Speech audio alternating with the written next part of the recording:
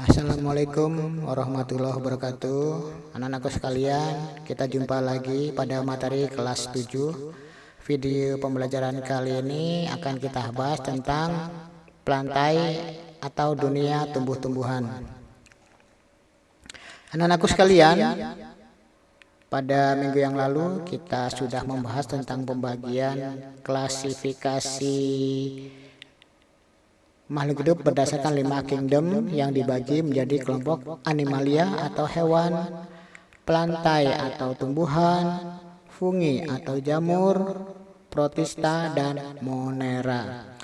Kelima kingdom tersebut diklasifikasikan berdasarkan karakteristik yang dimiliki.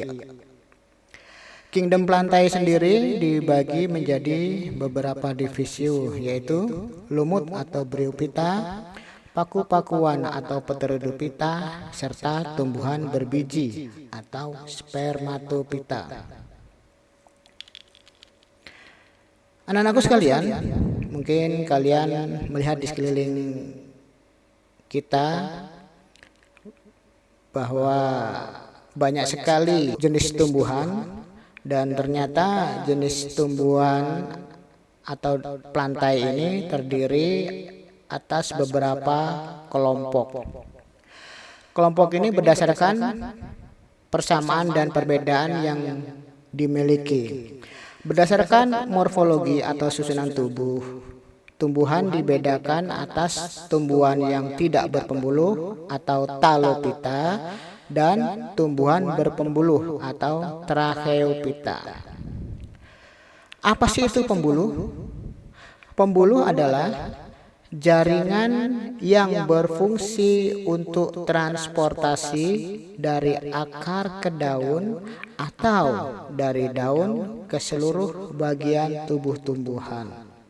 Kalau pada hewan dan manusia, alat transportasinya itu berupa darah yang beredar dari mana? Dari jantung ke seluruh tubuh. Anak-anakku sekalian, pada tumbuhan plantae atau dunia tumbuhan ini, yang paling sederhana di dalamnya terdapat organisme-organisme yang di dalamnya masuk dalam kelompok talophyta atau tumbuhan tidak berpembuluh yang terdiri atas tumbuhan lumut atau bryophyta. Dan yang kedua adalah kelompok tumbuhan yang lebih kompleks, yaitu tumbuhan paku-pakuan atau pteridophyta dan tumbuhan berbiji atau spermatophyta. Paku-pakuan dan tumbuhan berbiji ini memiliki pembuluh atau tracheophyta. Anak-anakku sekalian, pada layar kalian bisa melihat skema atau bagan dari kerajaan tumbuhan atau plantae. Yang pertama ada bryophyta atau lumut. Contoh-contohnya ada lumut hati, lumut daun, serta lumut tanduk. Yang kedua adalah kelompok pteridophyta atau paku-pakuan. Mulai dari paku purba, paku kawat, paku ekor kuda, sampai paku ekor sejati. Serta tumbuhan yang ketiga adalah spermatophyta atau tumbuhan berbiji, yang dibagi menjadi dua kelompok, ada gymnospermae atau tumbuhan berbiji terbuka, dan yang kedua ada angiospermae atau tumbuhan berbiji tertutup. Pada dunia tumbuhan, angiospermae menempati posisi yang paling maju dibandingkan tumbuhan-tumbuhan yang lain. Yang akan kita bahas pertama adalah tumbuhan lumut dan paku. Tumbuhan lumut dan paku adalah tumbuhan yang memiliki spora serta berkembang biak dengan cara vegetatif dan generatif. Vegetatif adalah cara perkembangbiakan yang hanya melibatkan satu jenis individu atau satu jenis induk, sehingga semua keturunannya sama dengan induknya. Sedangkan pembiakan secara generatif adalah perkembangbiakan secara kawin, yaitu yang melibatkan dua jenis induk, betina, dan jantan. Yang keturunannya adalah memiliki sifat campuran dari kedua induknya. Tumbuhan tersebut sudah memiliki klorofil dan berfotosintesis. Tumbuhan ini habitatnya berupa tempat yang lembab. Tumbuhan yang tidak berpembuluh adalah tumbuhan yang tidak memiliki berkas pengangkut. Kelompok tumbuhan ini adalah tergolong tumbuhan yang masih sederhana yang belum bisa dibedakan antara akar, batang, dan daun. Lumut memiliki struktur yang menyerupai akar, namanya rizoid, dan dapat dilihat pada gambar. Tumbuhan lumut juga mempunyai spora serta berklorofil. Jadi bagian sporogonium dan seterusnya yang dapat kita lihat pada gambar tersebut hanya memiliki kemiripan dengan akar, batang, dan daun tumbuhan sejati, tetapi belum jelas perbedaan morfologinya. Bagian sporogonium dan tangkai adalah bagian yang bertindak sebagai sporofit. Sedangkan bagian daun dan batang adalah bagian dari tumbuhan sebagai gametofit.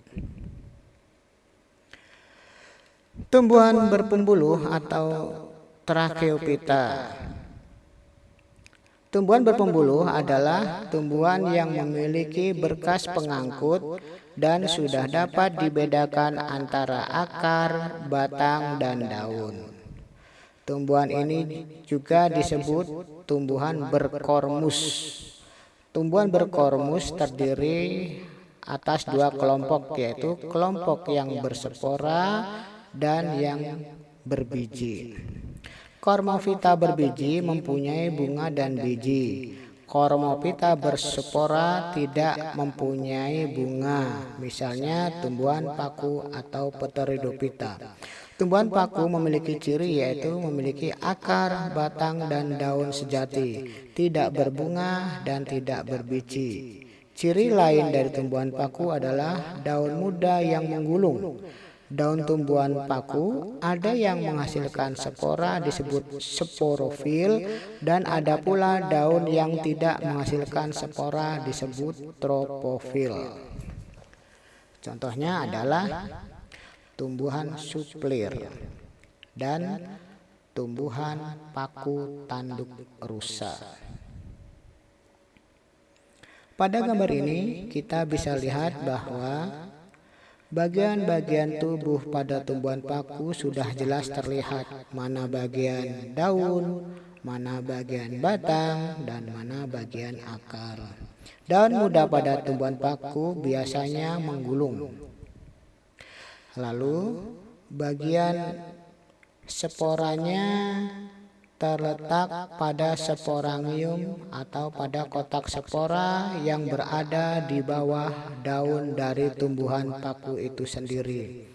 Jadi kalau kalian lihat pada tumbuhan paku seperti yang digambar, di bawah daun itu ada bintik-bintik hitam.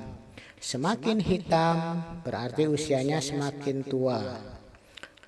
Dan bila sudah tua, kelopak spora ini akan pecah dan mengeluarkan banyak spora. Spora-spora ini akan berterbangan, dan ketika mendapatkan tempat hidup baru yang sesuai, maka spora ini akan mulai tumbuh menjadi individu baru. Tumbuhan berbiji atau spermatophyta. Tumbuhan berbiji adalah kelompok yang berkormus yang memiliki biji dan bunga. Tumbuhan berbiji dibagi menjadi dua, yaitu tumbuhan berbiji terbuka atau gymnospermae dan tumbuhan berbiji tertutup atau angiospermae.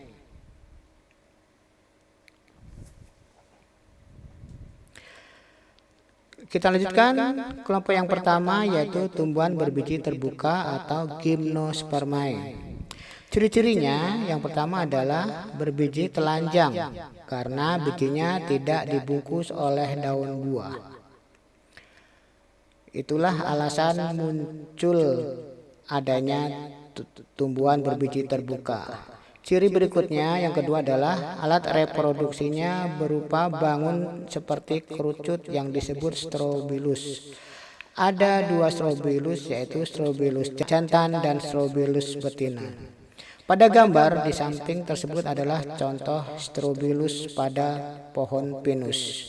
Strobilus jantan biasanya lebih kecil, sedangkan strobilus betina di gambar tersebut biasanya lebih menggelembung dan lebih besar. Keduanya berfungsi sebagai alat perkembangbiakan generatif atau secara kawin. Ciri yang ketiga, batangnya besar dan berkambium. Ciri yang keempat, berakar tunggang dan berakar serabut. Tunggang dan serabut ini sistem perakaran yang juga ada pada Angiospermae. Mungkin dulu saat SD kalian juga sudah mengerti apa yang disebut dengan akar tunggang dan apa yang disebut akar serabut. Lalu ciri yang kelima, daunnya selalu hijau, sempit, tebal dan kaku. Contoh tumbuhan berbiji terbuka misalnya cemara, damar, pinus, melinju, dan pakis haji. Kalian pernah lihat kan tumbuhan melinjo? Ya, tumbuhan melinjo adalah tumbuhan yang biasa kita makan pada sayur atau buahnya, bijinya itu buahnya bisa dibuat untuk emping. Selanjutnya, tumbuhan berbiji tertutup atau Angiospermae. Ciri-cirinya yang pertama, memiliki bakal biji atau bijinya terlindungi oleh daun buah. Yang kedua, daun buah dikelilingi oleh alat khusus yang membentuk struktur khusus yang disebut bunga. Yang ketiga, contoh tumbuhan berbiji tertutup adalah mangga, jambu, alpukat, anggur, nangka, dan sebagainya. Yang keempat, tumbuhan Angiospermae ini bijinya berada di dalam struktur yang tertutup oleh daun buah dan memiliki bunga.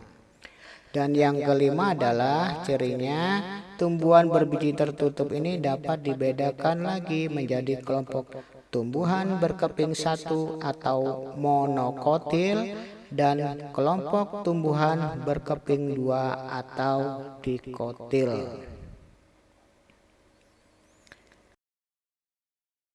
Selanjutnya kita lihat pada gambar perbandingan ciri tumbuhan dikotil dan monokotil.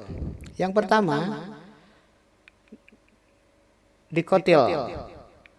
Dikotil, D itu dua, dikotil.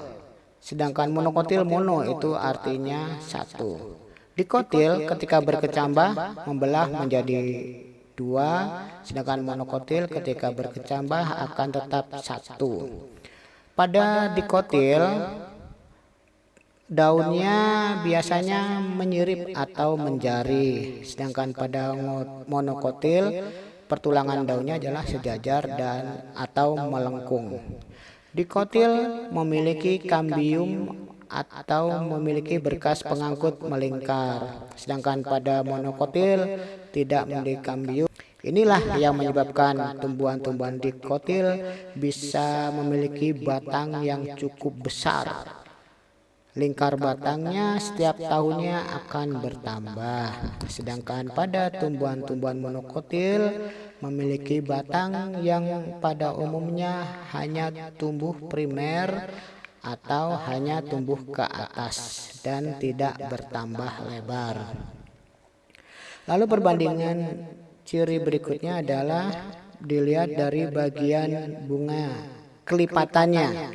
Pada dikotil itu kelipatannya adalah 2, 4, dan 5. Artinya putiknya kelipatan 2, 4, dan 5. Benang sari atau mahkotanya juga kelipatan 2 atau 4 atau 5. Sedangkan pada monokotil bunganya kelipatan 3. Sedangkan ciri berikutnya pada akar. Pada tumbuhan dikotil akarnya adalah akar tunggang, sedangkan akar yang besar ini akan tumbuh ke samping kiri kanan yang kecil-kecil atau yang lebih kecil. Sedangkan pada tumbuhan monokotil akarnya adalah jenis akar serabut. Kalian bisa melihat gambarnya itu perbedaan akarnya antara akar tunggang dan akar serabut. Dan ini bisa dari gambar tadi bisa disimpulkan pada gambar berikut ini.